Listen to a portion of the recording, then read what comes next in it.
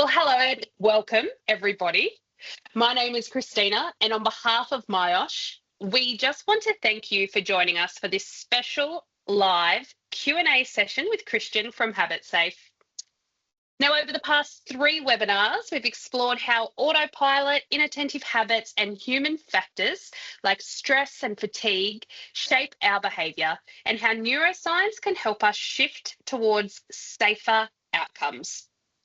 But today we're wrapping up the series by answering your questions. So they're going to be both the ones we didn't get to during the live sessions and any new ones that you guys have brought to the table in between. So this is your chance to go deeper, clarify key concepts, and explore how these ideas apply in real workplace settings. Please, as always, stay involved, pop your questions and thoughts into the chat box throughout. We will throw to them as we go. And we're really looking forward to an open and practical discussion. So, Cristian, welcome back. Thanks very much, Christina. Nice to be back. Yes, always lovely. Now, I figure today we do have some questions that people have submitted prior to today's session. But like I said, we welcome anybody to add their thoughts, their questions, their ideas into the chat box as we go along. But what I might do is just go through those questions that people have asked in between. Are you happy for that to happen? Sure, no problem. Wonderful. All right, well, let's kick it off with a really basic one. Why is it so difficult for humans to change their behaviour? So I was doing a leadership session a little while back and somebody asked exactly that question. And before I had a chance to answer it, somebody else jumped in and said, because people are stupid. Now, the problem with seeing people's behavior as silly or stupid is that you can't fix it. But most of the time, what we see as silly or stupid ends up being one of the subconscious brain modes. So, there's plenty of science that sort of shows that over 95% of our behavior is not conscious. And when we experience something, what the brain asks is, what is this most like? Once it asks that question, it takes 20 milliseconds, like a 50th of a second, for it to assign a brain mode to it, if it's seen something similar. And from that, we get a certain functionality. So the brain gets configured to act in a certain way. The issue is that 95% of what we do is familiar. So we use autopilot and we tend to use inattentive habits, which we tag as complacency. But it still all feels conscious. And that's the difficult thing. Even to me, and I kind of know what the neuroscience sort of saying. So only 5% of what we really do is kind of, we have conscious control over. And then from time to time, you get these disruptors like stress and fatigue that change the whole process. So the problem that we've got is that people are not making in the moment choices about their behavior. Their behavior is being determined by what they've repeated previously. Now, some of that stuff that they've repeated is not necessarily zero risk, because the brain doesn't really assess, the subconscious mind doesn't really assess what people are doing based on risk. It just goes on the outcomes of our previous experiences. So if you've texted while driving and nothing bad's ever happened, you're going to get into that behavior without consciously thinking about it. Now, you can disrupt it. You can choose not to do or to do something different. But the problem is that we tend not to. Right? And that's the issue. The issue is that the outcome of our previous experiences, not the risk or anything else, the outcome of our previous experience is what the brain uses to, to drive our behavior. And that's the real issue. And, texting while driving, there's a whole bunch of other things, sticking your finger where the machine's cutting. There's all these kind of things that we've gotten away with in the past, because we've been lucky or because we've paid a modicum of attention. On a bad day, we're paying a little bit more attention, and that leads to an incident. So unfortunately, what we do gets driven by the subconscious. And what we've done in the past, if we've gotten away with it, the subconscious tends to pick up and run with in the future. Right. And I guess another good question that somebody submitted, which would flow on with that, is why does it take someone being injured before people start to see the benefits or the positive outcomes of preventative measures? Okay, so the issue is that because the brain does what I've just explained, it uses the outcomes of previous experiences. It's much more of a predicting machine than us reacting to the world. Okay, so if you see someone and it looks like they're going to sneeze, you will take action before they sneeze. But that's your brain saying, hey, I've seen that before. This is what you need to do if you want to protect yourself from any potential germs. Now, 95% of what the subconscious does, it does it because it's faster and it uses less energy. 100 times less energy than making a conscious decision. And the only way it can do that is if we use those previous outcomes of experience to predict what's going to happen. So the problem that we've got is that effort gets put into behaviour change after an accident, and what we have noticed is the amount of effort that gets put in is directly proportional to the amount of pain that they've suffered. Right? Little pain, change for a few days, and then you go back to the old habits. A lot of pain, and maybe months or years, or you may never have it again. So if you're using the text while driving example that I sort of mentioned before, if last time you texted while driving you had a head on, you ain't going to do it again, right? And you're unlikely to do it in your life, right? But if most of the time nothing bad's ever happened, then you're going to go, your brain's going, well, look, you've done it 1,000 times, nothing bad's ever happened, so I'll predict that the same thing will happen next time. So I will allow that to happen. And that's really sort of what takes place. Now, the interesting thing that I've sort of noticed over the years is that there are sometimes, I call them motivational speakers, people that have had a bad accident and they're in a wheelchair or they have a limb missing or something like that, and they think that by telling people about it, that will change people's behaviour. Now, that's rational and that's logical, and you would think that people would do that, but that's not how the brain works. And essentially what happens is that we react mostly to the things that have happened to us. Sometimes we react to a vicarious experience, like it happens to somebody else, but that's a function of how close we are to them. And what I've noticed when these motivational speakers get up, they make a particularly good argument and they raise emotion, but they don't do anything to tell people what they need to do differently. So I know, because working as a group manager for safety, we got one of these people in, and we took everybody through the session, and it was a really moving session. And what I expected was to see a bit of a dip in the injury rate. Didn't see anything, and within a couple of weeks, people had forgotten the story, and they weren't really sort of emotionally charged as they were once they left the session.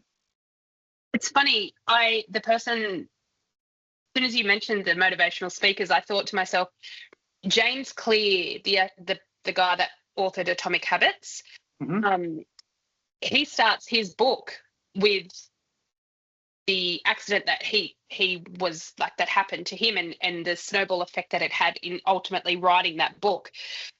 But I think the difference with him is he actually then goes through to tell you all the things to do to make changes.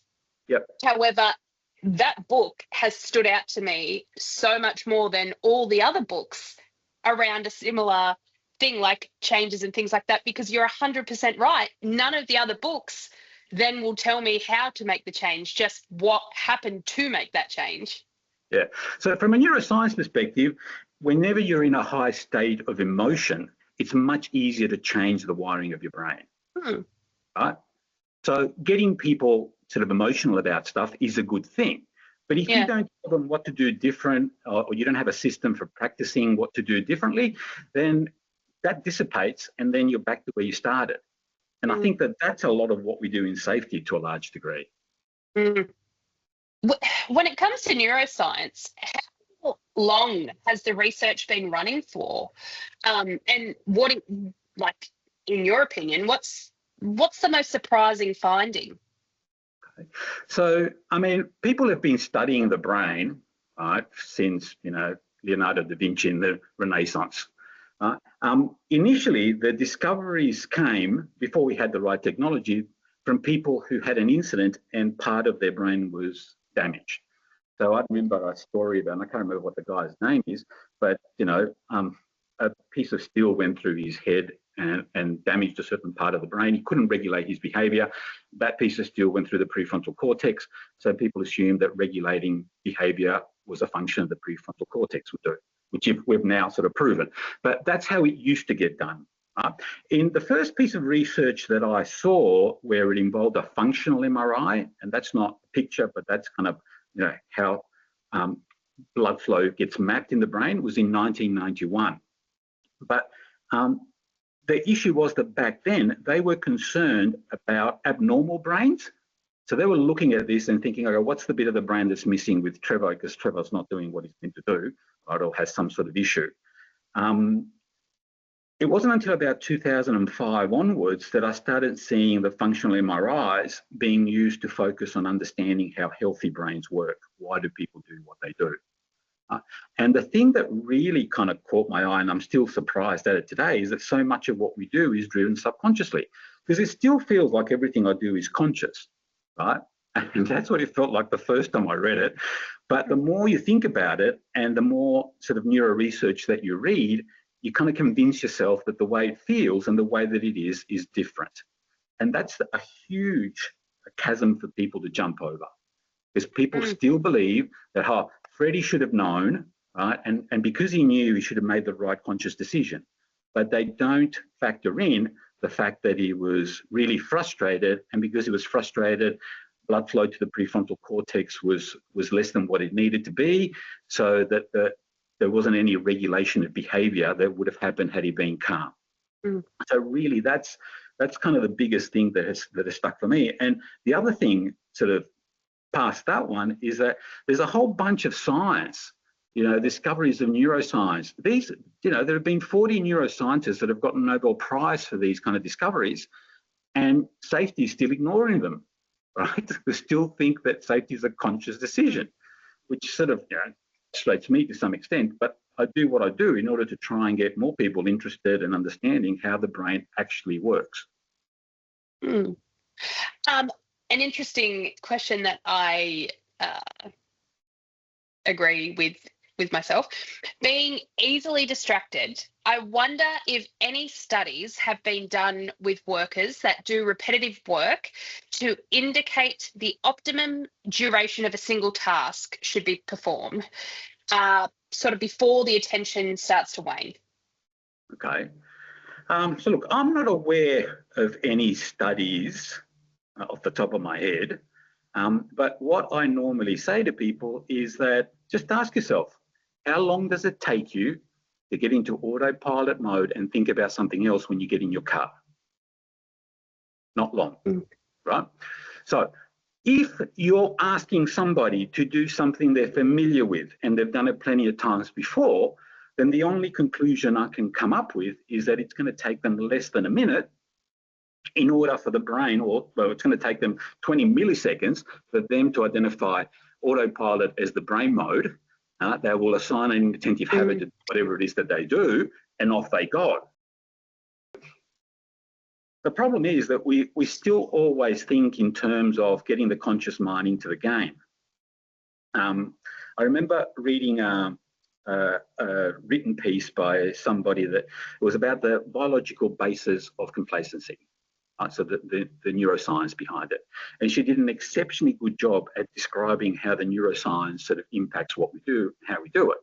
When she got to the solution, it was like she opened the door to a wonderful new room and then shut it, because the only thing that she would suggest were the kind of stuff we've been doing all along. And most of it, most people tend to think that a common strategy is about 2 hours. You should change what you do in about 2 hours, every 2 hours.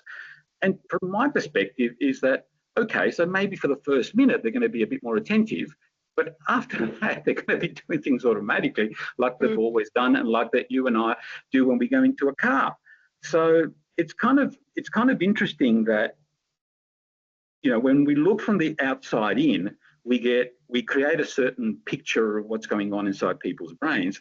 When you look from the inside out with things like a functional MRI, what you end up concluding is that something totally different is happening. So if you're getting people to do a whole bunch of repetitive work, what our strategy is to train them to understand how their brains work and what they can do to keep more control of their safety. Right? So if somebody's doing things with their hands, one that's a really important attentive habit is to look at what you're doing with your hands. Right? So if you're putting things in a particular machine and you start looking away, the chances of you hitting your hand with something increase significantly.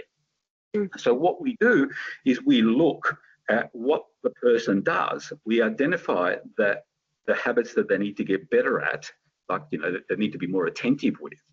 And when we do that and we get the person to practice, because there's a system of practice in place in the workplace, then we tend to reduce injuries by something like 80% on average.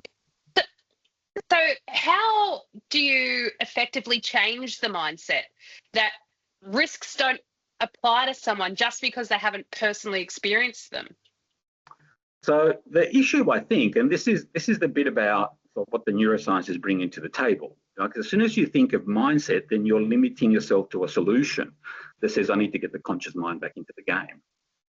So we've been doing that for 50 years without a great deal of success, some success, but not a lot, because the brain just doesn't work like that. So if you think about, this mindset approach, before functional MRIs were in play, we were trying to guess what was going on inside somebody's head from the outside in. And first, I'm not sure if you remember, but I remember originally when I started doing safety is that people used to talk about making safety a priority. That didn't work. Then 5 years later, they came back and they said, oh, no, safety has to be a value. That didn't work. What I'm hearing more now is safety needs to be an attitude. Then pick up any parenting book, and the thing that they tell you not to address is the attitude. They tell you to address behaviour, which is what we do. And if you accept the neuroscience that most of it is driven subconsciously and most of our behaviour is driven by habits, then the only option you have available is to talk to people about, or at least make them aware of what habits they have that are inattentive and give them a process by which they can change those habits to more attentive ones, which is really what we do. So remember, our brain is a prediction machine, right? And the only way to get people to have attentive habits without experiencing pain is through repetition. That's what we do. Now, the interesting thing about that is they don't even have to like it. They just have to do it, right? Now, I've tested this with my children plenty of times before. So maybe that's why they're twitching, because I keep running experiments on them. But anyway, but that's the whole thing. Is that I don't know. Looking at that, when my daughter was 12, we gave her a mobile phone, and of course, the first week she was looking at it sitting down because it was a very precious thing. She had asked for one for 3 years. During the second week, she was walking around the house looking at it, and by the third week, which is when it really sort of hit me, we got off at the shopping centre, and she was looking at a phone while we were walking through the car park. Right? Because we tend to think that our behaviour is governed by what's going on around us. Our habits, not so much.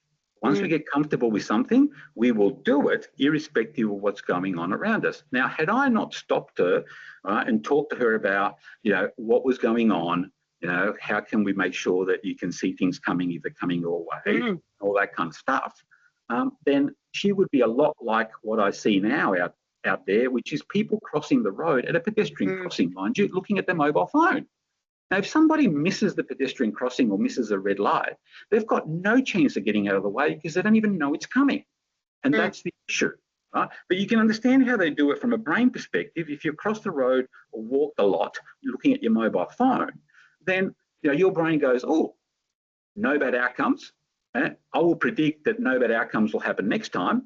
So therefore, I'm going to allow that to happen. I'm not going to regulate the behaviour in any way until something bad happens. And once they experience a lot of pain, then they convince themselves that they need to do something different. So the work that we do is trying to convince people to do something different before the pain comes, which is not an easy thing to do. No. So how would you suggest that we collectively retrain our brains to sort of instinctively develop attentive habits? Right. So the problem, Christina, is that we're not allowed to hit people anymore, are we? So we have to do it the hard way. No, I'm joking. So the issue is that firstly is that people are not aware how much their habits dictate what they do. Right? And they're certainly not aware of how much attention is involved in some of their habits. Right? So when people kind of admit that they've been inattentive, it's usually post-incident. Right?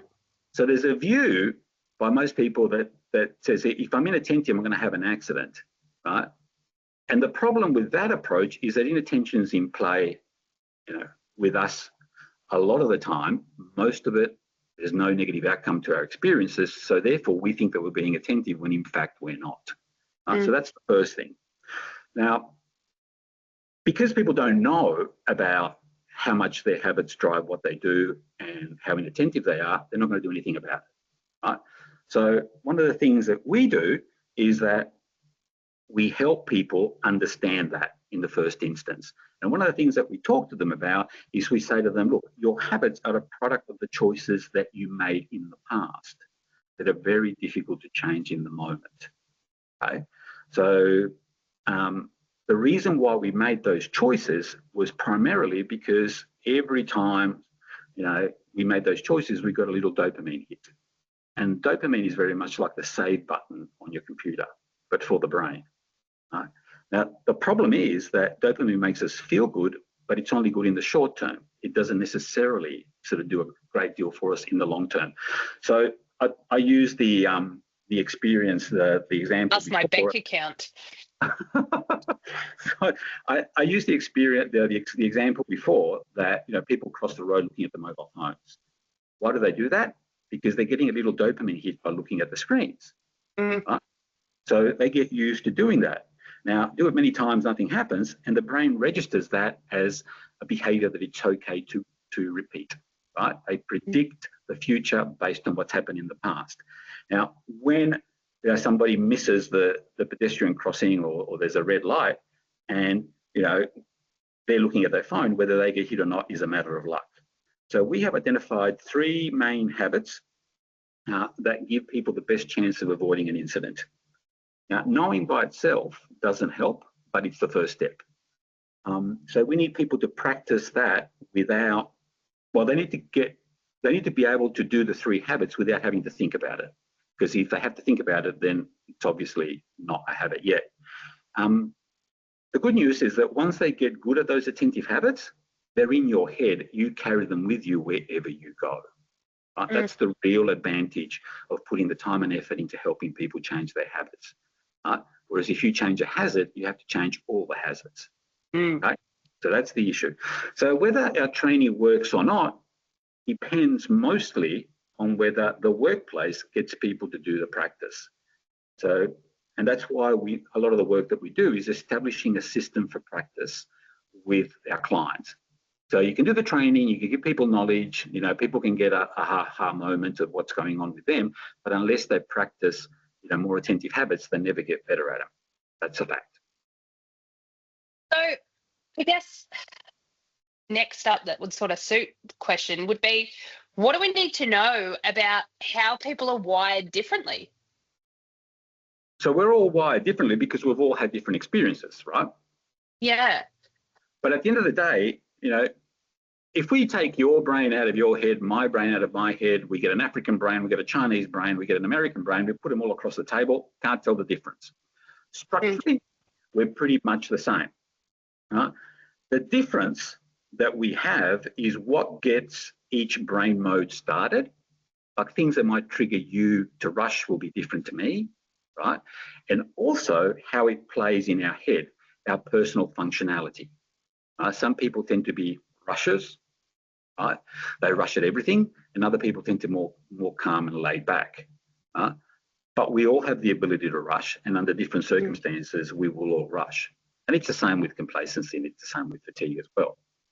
So the training we do deals with all the brain modes, and what we find is that people self-select the brain mode to work on that they think is going to bring them the most benefit. We go through we give them practice exercises to deal with all the brain modes, but what they practice the most is the one that they think they're going to get the most out of, and that one is look before moving. Because some people are looking at the mobile phones before they move and while they're moving. Right? So if we can improve our habits and we teach people how to deal better with stress and fatigue, then safety moves in the right direction.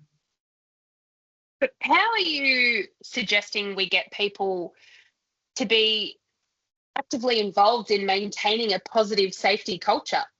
Yeah.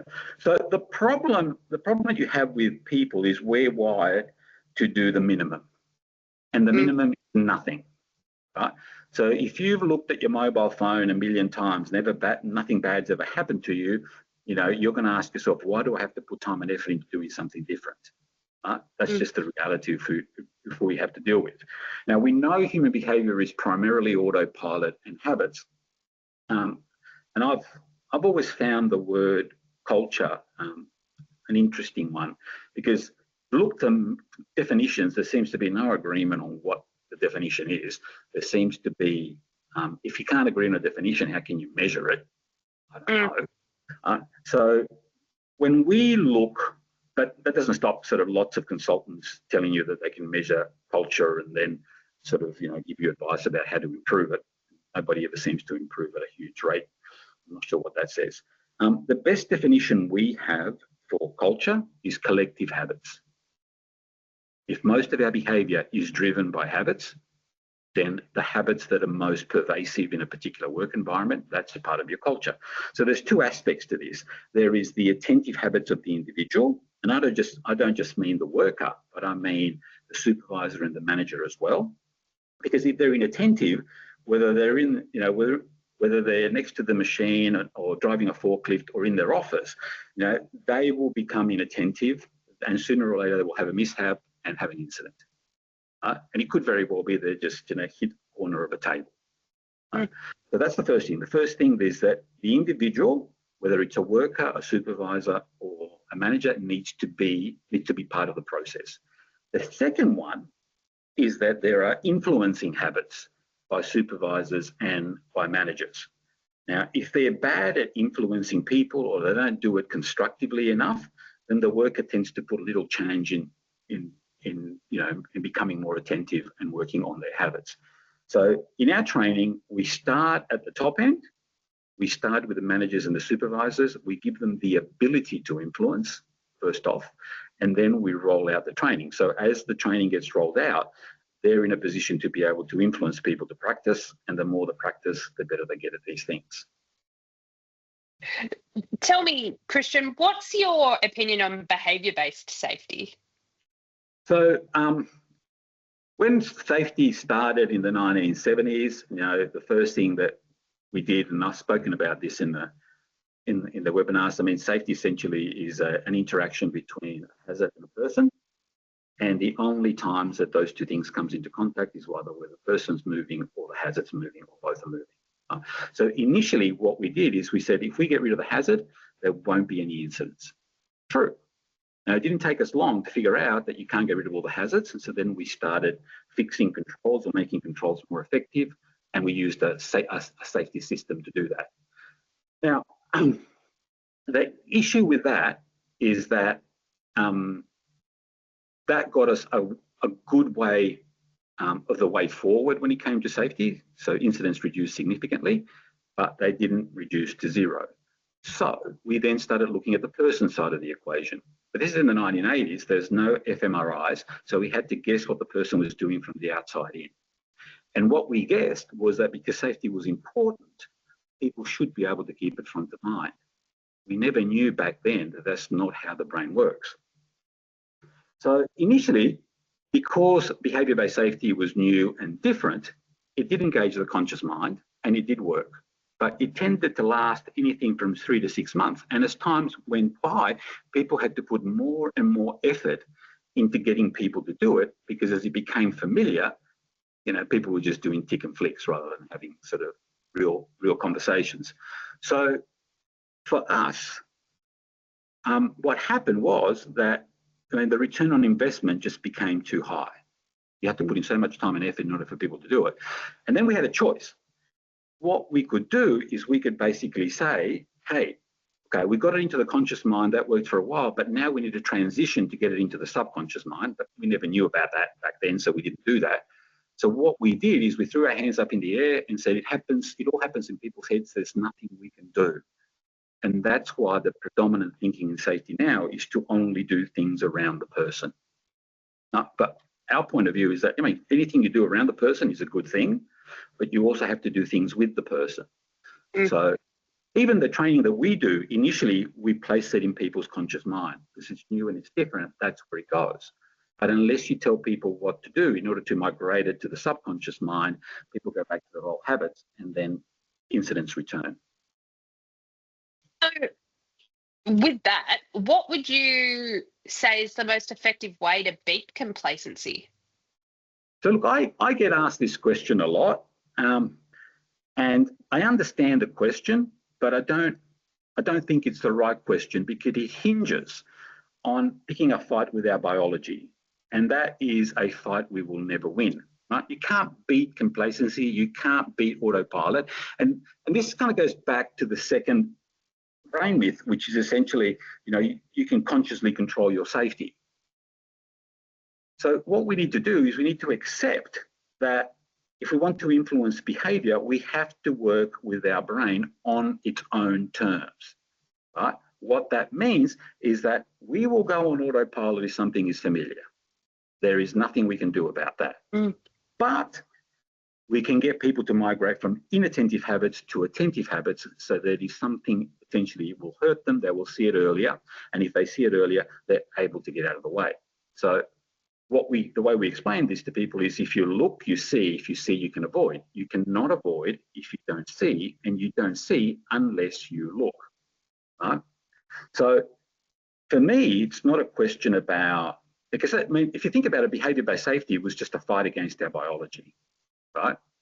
I don't want to fight against the biology. I want to work with it. And in order to work with it, you have to understand exactly how the brain works. I mean, that's why I kind of do the work that I do. So once you accept our biology, then other solutions appear. And those solutions are about how can we make people's habits more attentive? What are the kind of things that we need to do in order for them to practice more? Even if practicing can be a bit of a pain for some people, if you get the whole workplace to do it and it becomes a part of what you do on a daily basis, then much more likely than everybody will be involved, because the ones that aren't involved will feel kind of left out. And my experience under that scenario is that those kind of people either get on board or they tend to find somewhere else to work. Yeah. So look, just to finish off, I mean, changing habits is not easy because it's a function of repetition. So setting up a system of practice and making sure that that continues into the long term is really the key here.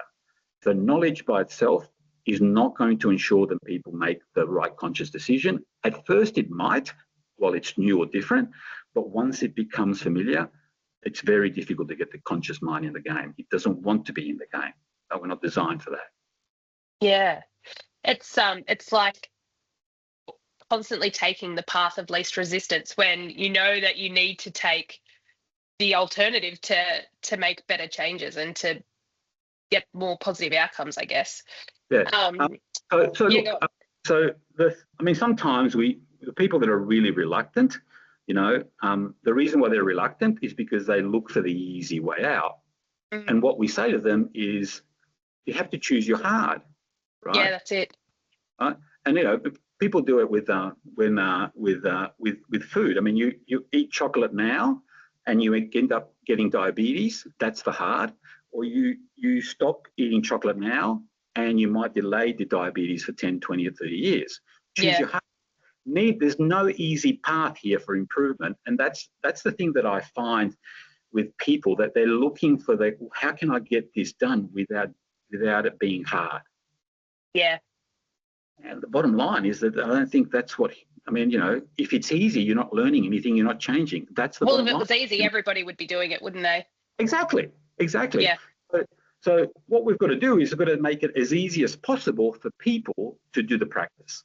And if we leave it to them, they're not going to do it, right? About 25% of people end up doing it, and they do it because they see a benefit for their children. Right? It's amazing what people will do for their children and motivators, that they won't do for themselves, right? That's the whole fiasco, I think. I heard an appropriate quote on this exact topic is, parents will often say they don't want to be a burden on their children when they're older, and the best way to not be a burden on your children when you're older is to look after yourself now, because by the time that you're older and you become a burden, like you could delay that essentially. So yeah.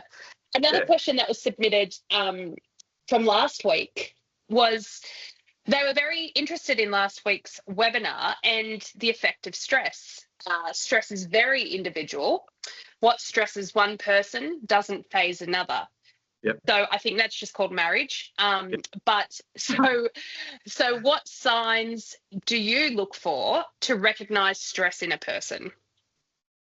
Okay, so there's a couple of levels that this question sort of has. So I'm going to break it down. So for me, I look for signs of impatience, right? But the really important question is what to do about it, okay?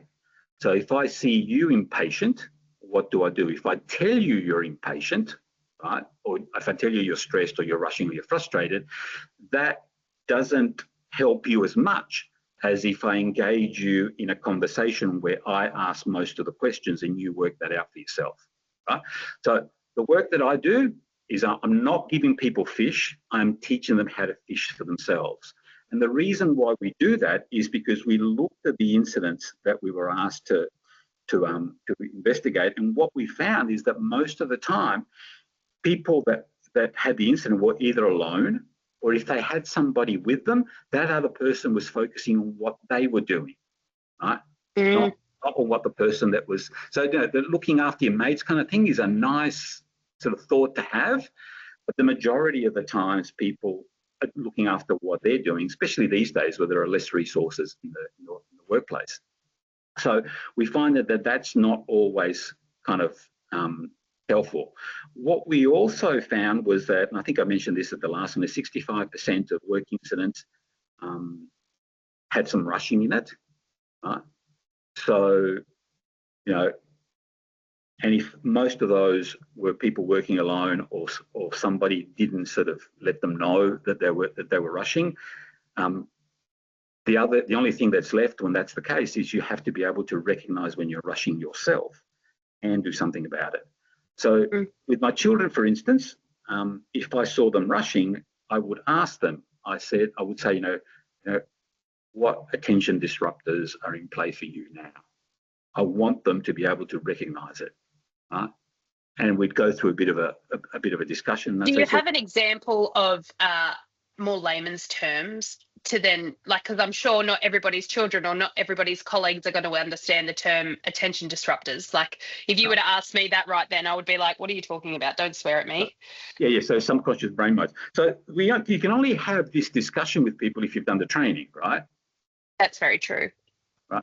So you know, people grab some of our stuff and go into their workplaces and start to try and implement this. If people haven't been taken through the process, right, of okay, what's really driving your behaviour? You know, why is it a good thing? You know, to put some time and effort into change. You know, you can take it home and teach it to your family. You know, there's a whole bunch. There's a whole bunch of persuasive arguments that we use in order to get people interested in this stuff. Right? If you don't go through that and you're just trying to go, then I mean, it's not my fault that people don't understand what you're talking about. Right? No. So this is something that we do. This conversation is something that we teach the leaders, the supervisors, and the managers as the training gets rolled out, because that's what helps them identify this stuff for themselves. Okay? Yeah, amazing. Right? So the thing is that, you know, sometimes people tend to think, and even though they may not admit it, they think that knowledge is enough in order for people to make the right conscious decision and change. I wish that was true. Right? There are people that have used our material, right? Done posters, put them up, right? And for the first maybe 3 months, it has some impact. After that, they go back. And what I hear, I've never heard of these people before, what they tell me is they go, oh, look, it worked for a while, but it didn't work long term. And I know all my clients personally, right? And I said, who did you work for again? I don't remember ever coming and doing any training at your place. And they go, no, we didn't do the training. We just sort of told people about them. So it kind of... It's the whole theory and practice, isn't it? Yeah. So it's not just, hey, here's a bit of new information, throw it at people and people will, you know, magically use it. I wish, man, maybe if that was the case, I wouldn't be in business anymore. But if you don't do the training in the way that is going to make an impact on people, that's the first part. And the second part is, how do we work with them in order for them to practice more? Unless you do that, it just doesn't work in the long term. And we're in it for the long term. So, you know, like I said to you before, it's not about giving them the fish. It's about getting them to fish for themselves. And going back to when you were talking about the decision makers in a company, how do you suggest we sort of engage them so that they're willing to invest real time into learning about this sort of new way of thinking about safety? Well, the problem is that in organisations, because we've heard, you know, the 3 brain myths and you know, so long, then what the leaders do is they interpret the causes of incidents along those 3 brain myths. You know, the times that I heard, you know, oh, he knew, so he shouldn't have been able to make the right conscious decision. And I look at him and I go, but the guy was rushing. He said he was rushing, which means that his conscious mind was offline and he couldn't regulate his behaviour. So shouldn't we try and fix the fact that he doesn't know how to recognise what he's rushing and get him to slow and calm down? So yeah, it's kind of difficult to get. So if you don't get the brain mode right, then you're really pissing into the wind, right? And most incident investigations that don't look at what's going on in the person's heads are pissing into the wind to some extent, in my view. Because when you get the brain mode right and you help the person manage that or deal with that brain mode better, they improve. And the other thing that we do sometimes is that, you know, so we separate the official investigation from the conversation we have with the person that had the incident. And we teach our clients to do that for a very specific reason. The official investigation is about what the organisation can do around the person to make sure that that doesn't happen again. The one-on-one conversation we have with the person is about what was going on with them and what they need to work on. And we say to them, what was going on in your head is yours. You have a chance to improve and control it better. Now, what would help, it's your incident, what would help is that if you gave us permission to talk about this incident from your perspective, from what was going on in your head, to the rest of the group so they can learn as well. Because they might be doing exactly the same as you, but they haven't had an incident yet. So we seek their permission. Now, we do that for a reason. The reason is that kind of they have to own it, right? And this is a way of telling them it's yours, it's nobody else's. You get to choose what we do with that information. So there's a different layers of what to do pre-incident, during the training, post-incident, and you have to encompass the whole thing. You can't just cherry pick certain bits that you like, throw it at people and expect them to do it, because, you know, we've been doing this now for more than 15 years and we know for a fact it doesn't work. Right. So do you have any examples of how the knowledge of the interaction between human factors, habits, and workplace safety behaviours can be applied in the construction industry to reduce injury rates? Yeah, look, we've got a number of clients that are in the construction industry. One that comes to mind was they had never had a recordable free month in their history, right? They did the training, right? They reduced the injury rate by more than 45%, 12 months down the track. And for the first 3 months after the training, 3 out of the 4 months after the training, they had a recordable free month. First time in their history. But the issue was that after that, because that was such a new thing for them, they kind of just didn't do anymore.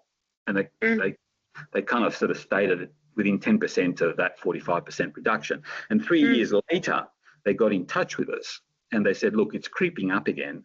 Is there anything else that you can do? They were looking for a refresher. And I said to them, but, people know this stuff. It's just a question about how do we get them to practice it more so that it comes to their rescue more often. So we helped them establish a system for practice that reduced their incident rates, the total recordable injury frequency rate, by a further 80%. So from the time that we got involved, 5 years down the track, they were only having 5% of the number of recordables that they were having before we got involved with them. Right. So it works. Yeah. How, I guess, simply, how do we get engagement with disengaged workers?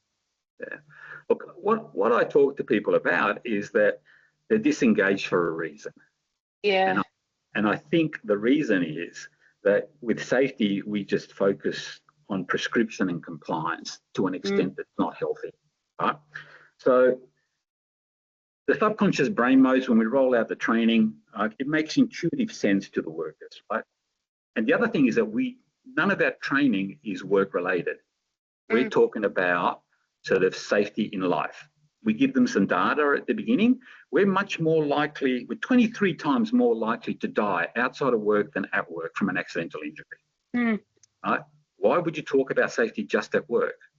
And when you start opening the door to safety everywhere, you get a lot more engagement because people can take it home, and we actually give them materials for them to take it home. We want them to use it for them and anybody that they care about. Okay, so it's kind of difficult to get an engagement if you don't talk to them about, something that's important to them. So it's a different way to looking at safety. So I remember, I'll tell you a story. I walked into this mine, right?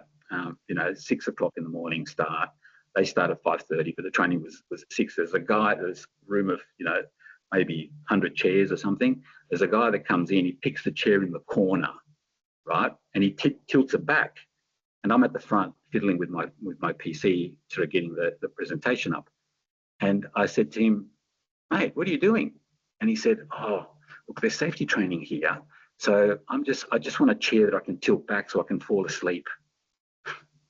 I said to him, "Do you know who's doing the training?" And he went, Nah, some idiot probably. And I said, "Well, I'm doing the training." And he went, "Oh, sorry, I don't know you." And I said to him, "Listen, this is going to be different, right? It'll be not just about work, it'll be about safety everywhere. I don't want you to stay awake and attentive on purpose. But if I'm beginning to lose you, you put your hand up, right? Because I want to know at what point I'm losing people. And you're a litmus paper, right?" Now, he sat down and he didn't put his hand up because as we go through this process, we make so many connections with how it is for them that they have to stay engaged. I'm not saying for a minute that I've never lost anyone. I'm sure that I have, maybe they were having a bad day or something. But the whole thing is about doing things in a way that is going to help them stay engaged, and it will persuade them to see the world differently. The way we want them to see the world is, hey, I've got some control over what's happening in my head. And if I can control what's happening in my head, I've got control over my safety. Yeah, there's often such a negativity bias towards safety and safety talks and safety sessions and things like that. So there's always such a push-pull way of tackling people and making them understand that it's so important, but there are different ways than just the typical things that we used to do. And keeping them and doing what you're doing and tackling it in a different manner is just so important. And it's refreshing as well. And like you said, it keeps people engaged. Yeah. So look, just before we move on, just one last thing. So we don't get a lot of pushback from the worker, right? The people most difficult to convince that this is a worthwhile exercise are the safety people. And following close behind are the managers and leaders. Yeah. Because they've bought into this idea that if people know, they will make the right conscious decision. And even though I talked to them about the neuroscience and I asked them to do a different approach, it's amazing how often people go back to that mindset, which doesn't really help what we're trying to do. It's frustrating too, because the managers and the safety managers, they need their workers to be the ones that do all the right things. And even though that they know the stuff, it doesn't necessarily equate to them doing the work and doing the stuff safely. So it's yes, they know it, but they might not retain the information and they might not have that habit built. Exactly. And look, we've got clients that say, oh, look, we don't want to do the leadership sessions. We don't want to do the supervisor sessions. Just train the guys. They're the ones having incidents. We don't need to get involved. And then I have to have conversations with the people that brought me in there, because if that's your approach, then I'm just taking your money. I mean, but don't expect anything to work for long term, right? You might get a reduction in incident rates for 3 to 6 months. After that, they'll start creeping back up. What do they say? The fish rots from the head. Yeah. So for us, I mean, we want to have a positive impact in the long term. That's why we exist. Right? And part of what we do, we don't always say yes to the organisations. If they're not open to seeing the world differently, and for everybody in the organisation getting involved, we have to make a decision. I mean, do we tarnish our brand, or do we kind of just, do the training and hope for the best? Yeah. What about unintentional errors? Like, is it possible to intervene when errors are unintentional? Well, I mean, my view is that nobody's trying to hurt themselves. They're all kind of unintentional. But if we understand how errors come about, not only can we intervene, but from a moral perspective, don't we have to? I mean, if you can get your children to make less mistakes, wouldn't you be interested? Absolutely. Exactly. And really, we're dealing with whether they're children or whether they're humans. I mean, our brains work pretty much the same.